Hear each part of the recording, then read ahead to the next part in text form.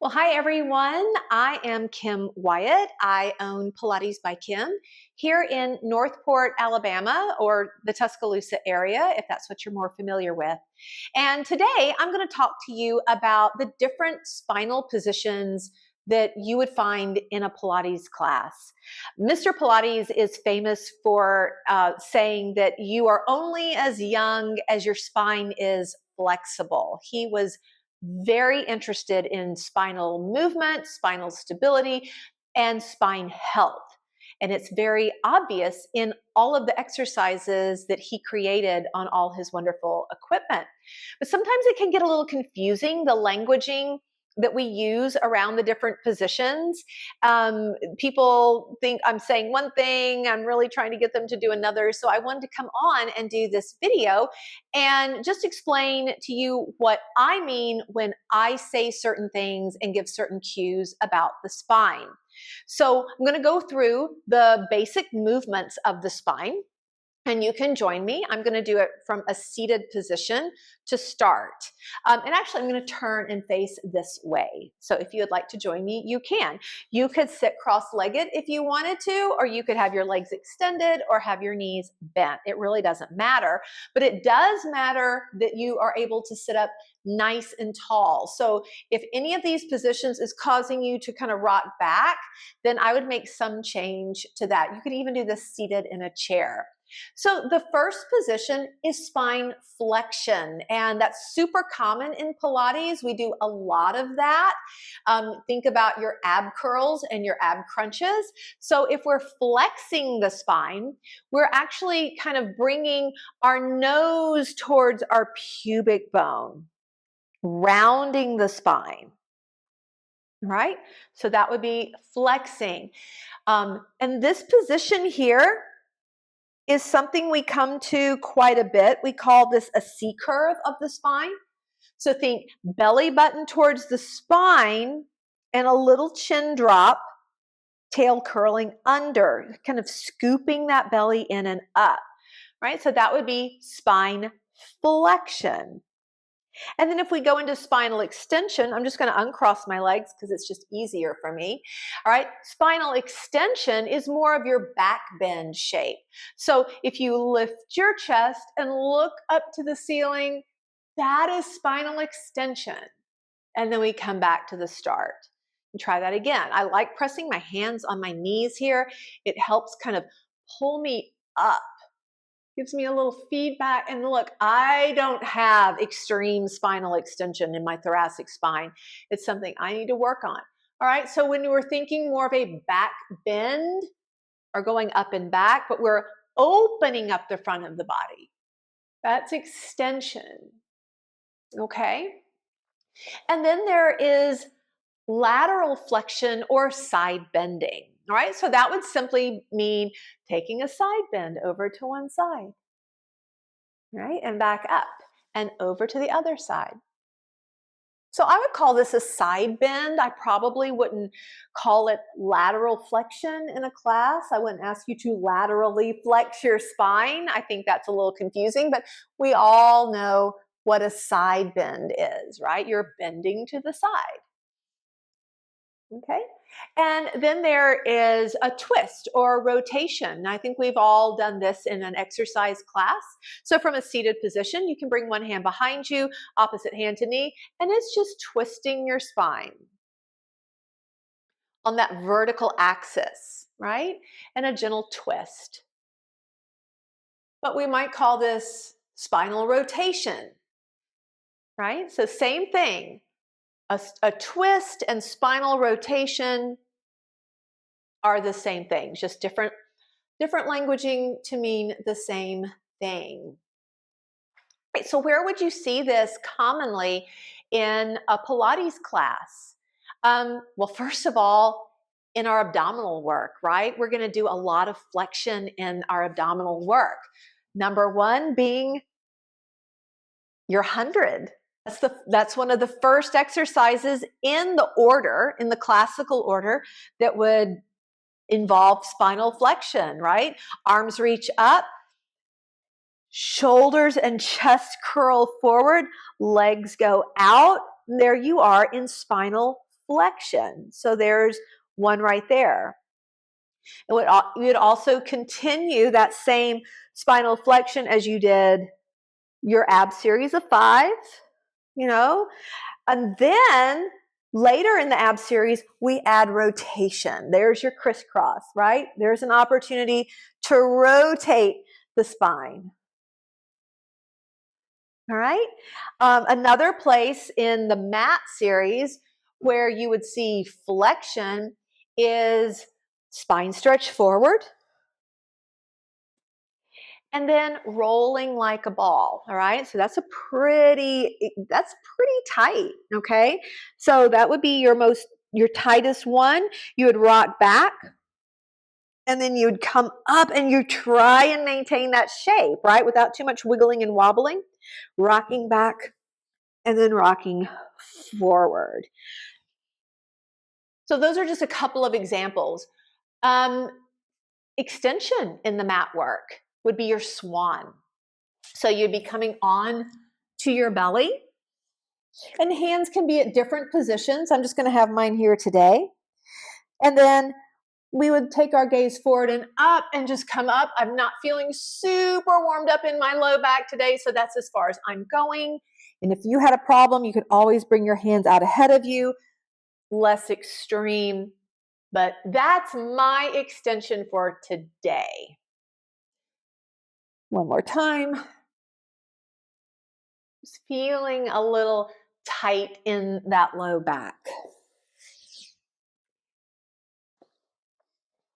In terms of side bending in Pilates, let's go into the reformer room and talk about it there. The most common place that I would do side bending on the reformer would be in they call it a side over, a side bend. Maybe it's a mermaid side bend on the short box here, right? So I would have a foot in my strap. So that's really anchoring me so I don't feel like I'm unsafe doing this. I like to bring my hands either across my chest, in front of my forehead, behind my head, but you can certainly have your arms outstretched. So let's have hands in front of the forehead today. And I'm going to lean away from my strap. I get onto this diagonal line, but then I want to dip my upper body into the well and then come back up. That's a pretty full side bend, dipping into the well and coming back up. I'll just do 2 more here. Dipping into that well and lifting up, and 1 more. And then coming all the way back up. And then it feels nice to take a counter stretch to the other side, right? So that would also be a side bend. There are examples of that on the mat. I just don't teach a lot of the mat work right now in my studio. I just wanted to show you an example of a side bend on the equipment. So we're going to go back into the other room, and I'm going to show you some spine twisting that we can do on the mat, or that you could do at home just to get a little more twist in your spine.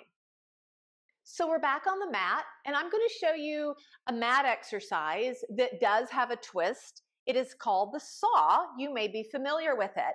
If you've ever taken a mat class, you would sit with your legs extended and a little bit wider than your pelvis, all right? Probably about as wide as your yoga mat or your Pilates mat. Arms are gonna reach out, and you're gonna twist, and you're gonna reach forward. Actually, let's go back for a moment, okay? There is actually seated twist on the mat work. So let me go back, all right? I'm getting ahead of myself.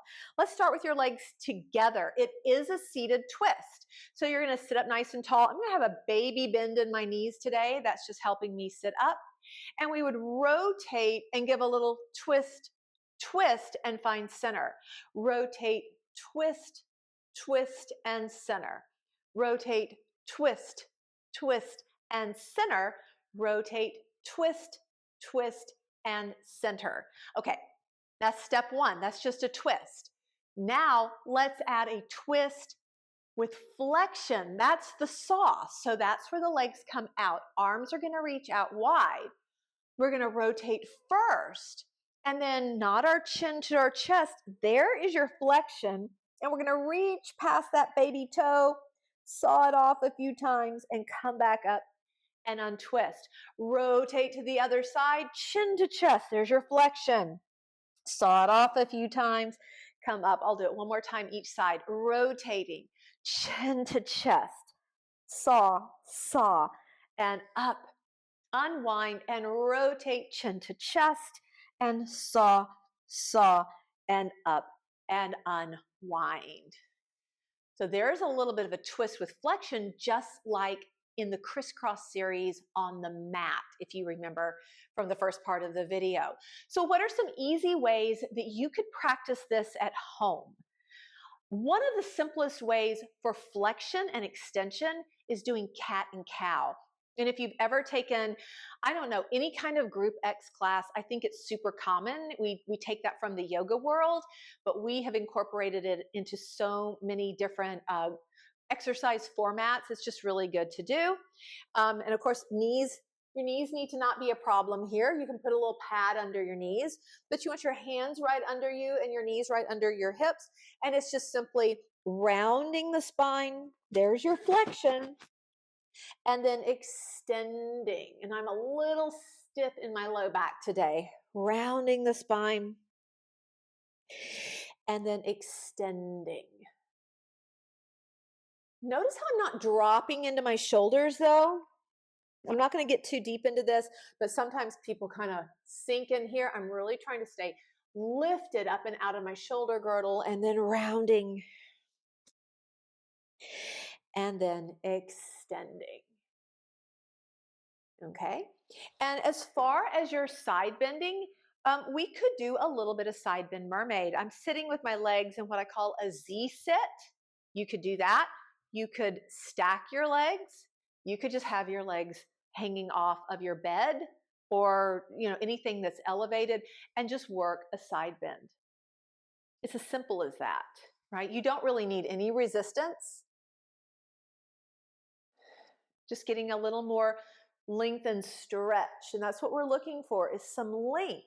So you want to think of your ribs lifting up and out of your waistline as you go over, and not collapsing. We never want to get shorter when we do Pilates. We always want to get taller and longer. All right, so that's just a very supported way to work side bending. What about twisting? Several ways that I love to do this, or to give this as homework for clients. So a super low risk way, my knees are bent, my feet are apart. I call these windshield wipers. I think a lot of people call them that. You're just letting your knees tip from one side to another. It is not an extreme spinal twist. It's more a rotation at your pelvis. And we're not going to talk about that today, but keeping movement of your pelvis is so important. And your pelvis is part of your spine. I took a workshop years ago by Kara Reeser called Separate But Connected, and that's true. Your pelvis is separate, but it is connected to your spine, because your pelvis houses your sacrum, your coccyx, which is all part of that vertebral chain. I don't know if I'm saying that right. Okay, so there's a windshield wiper is just a low risk way to get some twist into your spine. All right. If you wanted to level that up, something I love, and this comes from the Kathy Grant work, it's called crossover legs. So I'm just going to cross one leg over. It's a tight cross. My thighs are together. And then I'm just going to allow my spine to rotate to one side, but I'm trying to keep this shoulder down. And then I exhale, I activate my core and come back up. 4 to 6 times on each side is about enough. And it's not how far I can go. I'm not trying to over rotate my spine. We don't want to do that, and certainly be mindful of any low back issues, bulging disc issues you have, right? And then we would just do that on the other side. Inhaling to rotate, and then exhaling everything to center about 4 times. Again, keeping the opposite shoulder on the mat. 2 more here. And again, something you can do in bed. I mean, you don't need any special equipment to do this, right? But if you wanted to work a little more abdominal engagement without a chest lift, maybe working into the obliques a little bit more, you can bring your legs up like a little tabletop, glue the legs together, and just do an easy twist or knees side to side and then right back up. Again, I'm not going extreme. I'm keeping my upper back on the mat the whole time. And I'm not trying to go as far as I can go. I'm trying to stay within my range of control. Okay? And then a little knee hug here. So let's talk about some ways you could work some extension at home. Let me grab, see what I've got down here. Oh yes, perfect. I love these balls. These are called over balls, and you can get them online. They are not expensive. I think when I bought these, they were about $8 each. Okay. And you can certainly inflate them more to what I have right now. I kind of like this. I would say it's about at 80% inflated. It works for me. This helps you open up your body with gravity's assistance. All right. So I would want to place this ball somewhere in my mid upper back. And you can play with where that is. But I would bring that ball into my mid upper back, hands behind the head, supporting the head and neck, knees are bent. And what I would work on is just opening the front of my chest. And I have gravity helping me here. And then just coming up. And I also have this really cushy, soft support of the ball. It's really cradling my upper back. So I think it feels nice. There are some really hard foam rollers, that may not feel as nice. I also like the size of this. Some foam rollers are a little too big in diameter, right? So this is just helping me open up my back, open up that range of motion with gravity as my assistant, all right? So if I wanted to use that ball and work the other way, I can bring it under my sternum or under my rib cage. Some people could bring it like into their chest, right? And you can. It's just what's best for your body. I'm going to bring it a little more under my rib cage, right? And again, take myself over. So I feel the ball, but it's not super aggressive. But that's going to help assist me as I lift up into a swan. Okay, I've got that pretty low on my ribs, but it's still cushy and squishy, right? It's not digging in. If I were to bring this more up into my chest, watching my little microphone here, now look, you might need to separate the girls, okay? It doesn't bother me. I'm okay. All right, so if you're kind of chesty, you might need to do a little bit of finagling there, all right, and taking your head down and just working. It's just not as big of a range, right? But it does give you some support.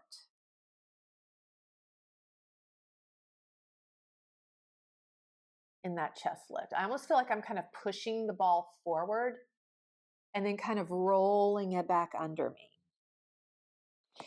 So that's one way. We could also use this ball to open up our side body for more range of motion in side bending, but I'm going to cover that in another video. I think this was a lot. So let's review, okay?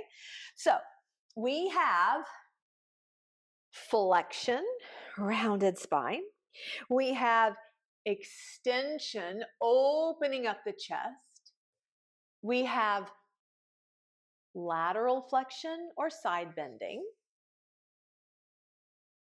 And then we have rotation or twisting.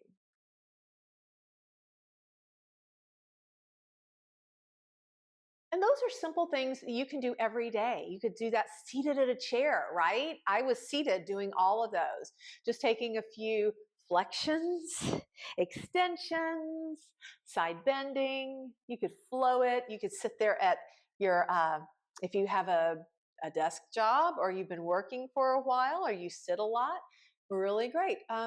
Just don't do it while you're driving, okay? That's it. All right, so thank you so much for joining me for that video. I hope that was helpful.